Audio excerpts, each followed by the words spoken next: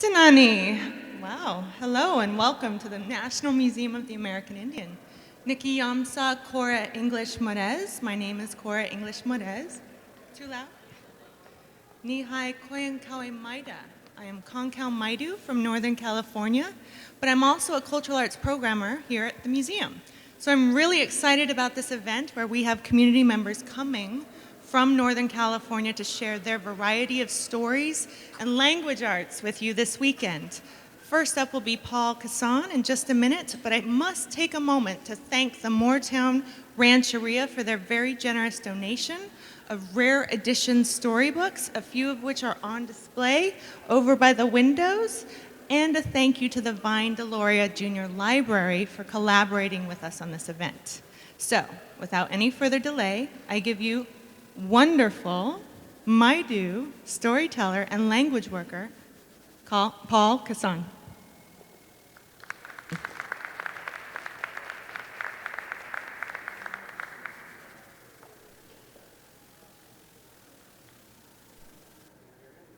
Can everyone hear me? Good afternoon, ladies and gentlemen. Thank you for attending today, and thank you for tuning in out there. As she said, over here we have the rare book collection today. Oh, that's getting a little loud. We have the rare book collection, and in front of there's a little poster. I wrote some focus words that'll be in the language we're going to use today. And there's just four of them, the characters that are central in this story that I'm going to tell you. This is a creation story of the Mountain Maidu people, Yamani Maidu, where I'm from. And that is a place in Northern California. And our homeland stretched from, are you familiar with California? How many's been to California? Okay, so you've heard of Mount Lassen, right? You go to Mount Lassen, obviously Sacramento, the capital. Back over towards almost Lake Tahoe and back up to Honey Lake. So that whole Swatcha area is pretty much all Maidu country. 3 dialects in that language family. One you just heard. Hey, Tanayam, all of you. That's how are you? All right. All right. Oh yes. We're gonna tell a story. That's what we're gonna do today. So. I need a couple of volunteers if I could. You want to be a volunteer? So what we have is I'll call on you in just a second, okay? Let me sit, but I want you to hold this guy, okay? You're going to be Wepam, okay? So his name is Wepam, okay? He's a coyote, okay? So he's going to be Wepam, the coyote. So, this story starts way back at the end of the last ice age in the Pleistocene era when California had a lot of water in it. Just over 100 years ago, just Sacramento Valley had to take a boat around in, it's not that long ago. It's all been drained away. There's not much water there. And a lot of them pretty blue spots on the map really aren't pretty blue spots anymore. And that's what happens with climate change. At any rate, it used to be a water-filled world. And back when the world was filled with water, the world maker, Coyote, he floated and he floated and floated about in this big world filled with water. And have you ever been out on the lake and noticed that the only thing you see out there is a reflection of the sky? It was a lot like that. There was no land to be seen anywhere. And Coyote searched and he searched and he searched everywhere he could for any sign of dry land. And he couldn't find any. This troubled him. So he thought about it and thought about it. Oh, I wonder how and what place might we two find a bit of land? And Wepam, the coyote, says, you're a strong guy to have just thought up this world. Coyote says, I'm trying to imagine a place where there might be some land and then we're going to float to it. Okay? All right. So as they floated and floated about by themselves, boredom set in. So, those crazy songs come out. Earthmakers, only thing on his mind is, where, oh, little land, are you? And that's what he's singing out. Hamundi nuktim koroka. Hamundi nuktim koroka. Hamundi nuktim koroka. Oh, this sounds crazy to Coyotes. Oh. He stops. Well, you try then. So he has Coyote. Wepam tried. Wepam. Everyone knows he's not a singer. What does Coyotes do? Howl. Coyotes are howlers. So just as terribly and just as off key. Hamundi nukim koruka. Hamundi nuki koruka. He kept singing that until he got tired and he said enough. While he was doing this, Coyote had an idea. I think if we sing louder, out, further, let our voice travel, that it'll be more effective. So Coyote sings out even louder to those far off, mystical, magical, foggy mountains somewhere out there. He thought there might be, he thought he was visualizing them. And that's how it all came about. You got to think it into being. So he sings out real loud, Harmony Nuktim Koruka, way out there. Let it echo, and just go. He goes tired. He says, will you try, Coyote? So, right? And he does that. Harmony Nuktim Koruka. And he says, oh, you know what? Earthmaker, I don't think there's no land out here. We've been out here for quite a while, and we've been looking, and we can't find nothing. Well, Coyote, the world maker, he's more optimistic. And he's like, if I could just find a little bit of land, I know I can do something with it. I certainly can. I can fix it up better and make it good. So as they floated and floated about, searching and searching everywhere, and seeing nothing but mistiness, they spot floating a tutu. It's a bird's nest, okay? So the tutu was floating out there, and Coyote and Earthmaker will go up to it, and they see that it's really small. My, that is such a small nest, said Coyote. If only there's some way we could stretch it and make it bigger. What do you think? We need to make it bigger if we're going to make land. So as they talked about this and talked about this and talked about this back and forth, right? This is going back and forth. He had the idea that, I could make it bigger if I take some of the strands from it, see? Make cords and pull it. And that's what he did. And he pulled strings out of it. And he pulled it and stretched it to the east. And then to the south, he stretched it. Stretched it to where the sun goes down over there. To the northwest, he stretched it. And finally, back to the north country, he stretched it. And it was a little bit bigger, and he liked it. And he's, whoa, that's nice. It's a lot bigger. Okay, sing, Metalwork, sing. Sing us the beautiful earth-making songs. And so the mortal men in the future will come and say that you were the one that created the world, sticking together the first mud, the first nest. Sing. Everybody's heard this bird.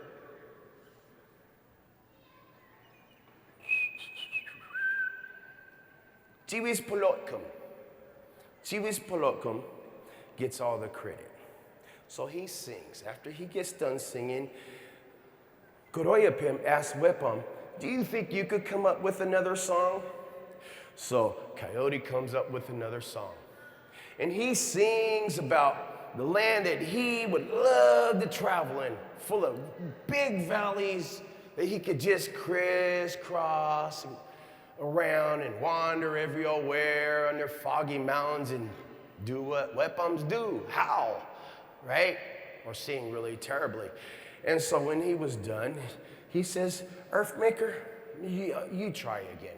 So Earthmaker tries again, and he sings. And he sings of this wonderful world that he created for all the people out of the nest. One that he gave credit to, gee, was looking for later, right? So he does that, and when he's done, he says, now, I think we should make it bigger. What do you think about that? We're gonna make it bigger? Heck it, Coyote says. Stop. I got an idea, and I speak wisely. Now, I think this whole world should be painted to make it look beautiful. What do you two think about that? Jiwis Palutkum says, what do I know? I'm just a bird. You two are the smart ones, going around this world whenever there's something wrong with it and fixing it up and making it all good again.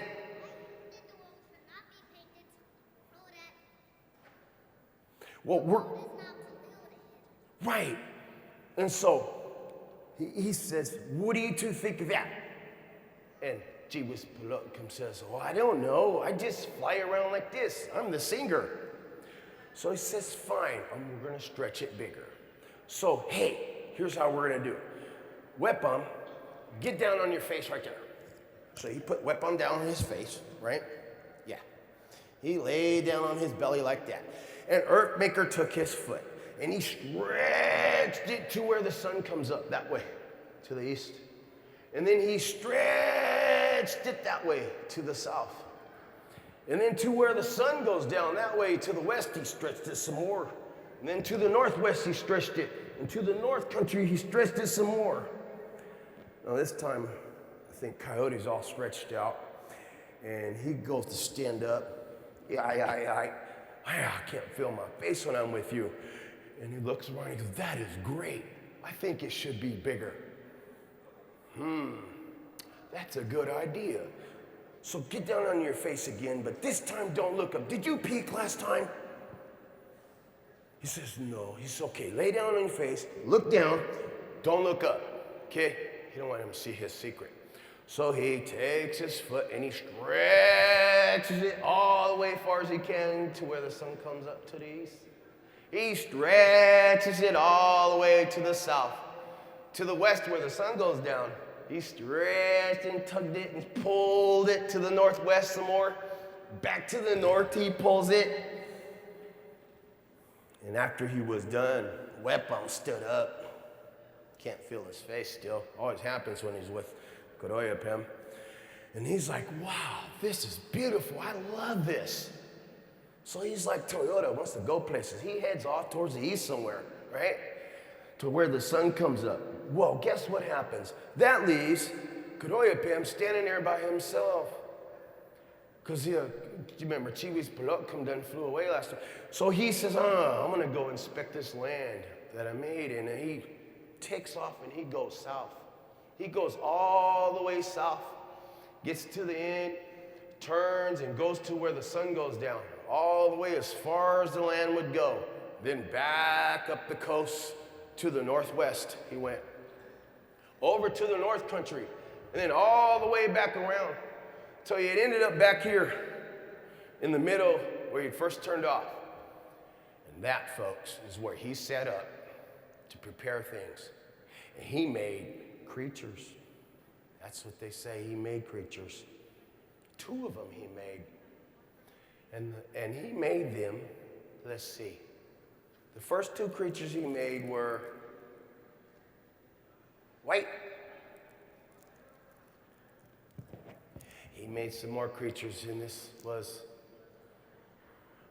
gold. And he kept track of them as he made. He made more creatures. He made a root beer one. Okay, maybe he didn't make root beer. And then he made another white one, but it had red stripes. So maybe it gets sunburned a lot. Okay? He made another one, a little brighter. And then caramel. And then yellow, lemon. And he made all these people, all different colors, and all the while he kept track of them, counted them.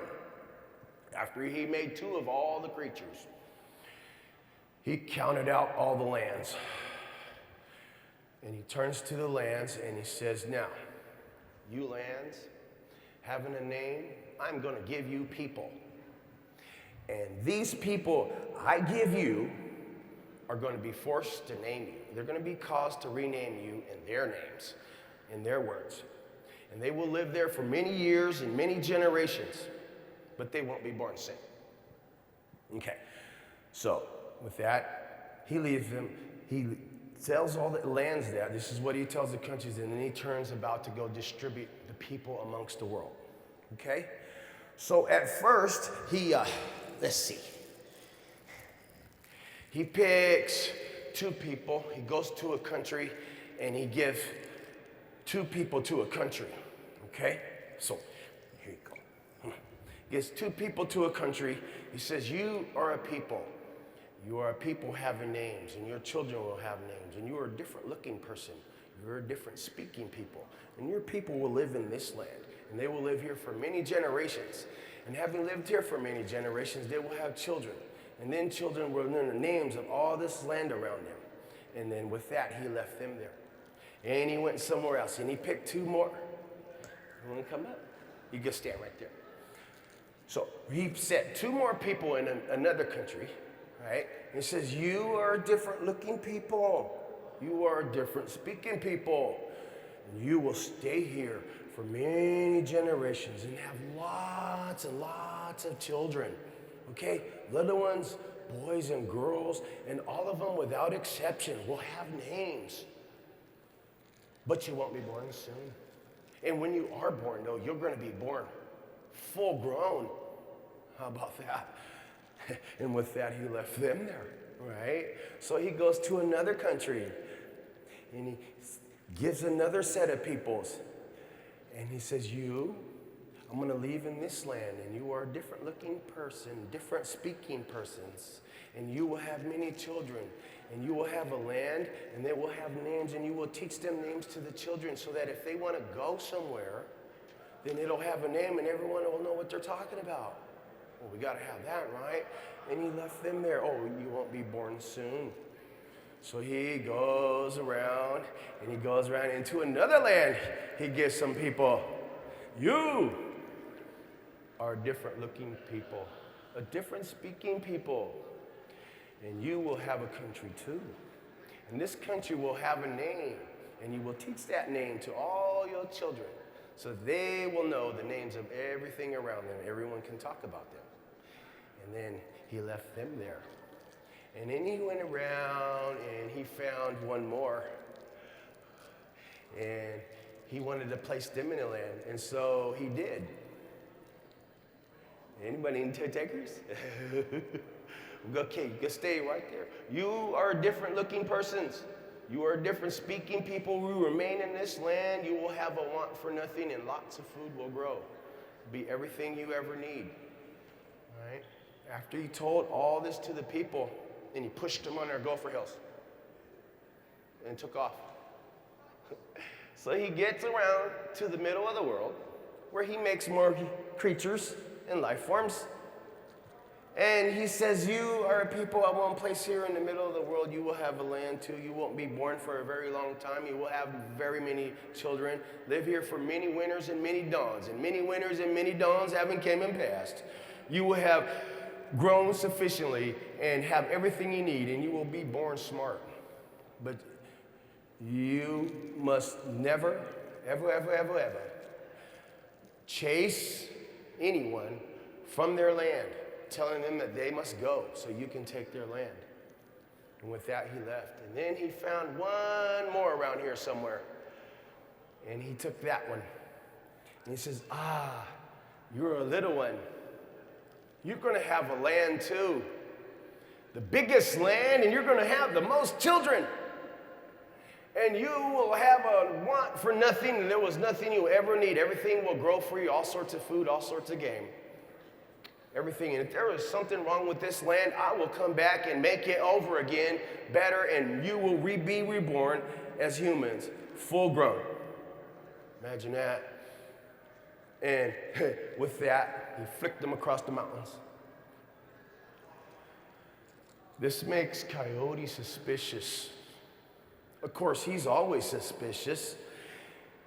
So he says, well, this world is too flat. I put a rope around it, and I'm gonna pull on this rope every now and then, and I'm gonna cause this land to shake. And I'm gonna do that so it'll become firm, okay? Earthmaker's listening to this, he goes, well, I think there needs to be music. I think the people of the earth should all have songs. Beautiful songs, lots of songs, without any exception. You should have songs, music. Yes, and as he says that, he starts singing and walking away. They said he walked over towards a spot where he had sat before, sat down, paused to reflect. But while he's doing that, you must be reminded of one thing. In telling this story of the creation of the world, it will be said in the future by the mortal men that Chivis Polotcum, the meadowlark, was the one who created the world. Sticking together the first mud, building the nest, singing the first songs that put music into the world. Yes, Chivis Polotcum is the one that will get that credit. Reminds you of the open prairie, doesn't it? So with that, Coyote takes off and he journeys over to the west, to the other side of the sun, where he built his home and he lives to this day. And that, my friends, is how the world was created, according to us, people, in the story that was passed down, and it is also contained here in the Rare Book Collection. For your amusement, you can go browse through that. Now, thank each and every one of you for coming out today. Feel free to have the candy. And come back and see me at 2. Thank you, everyone.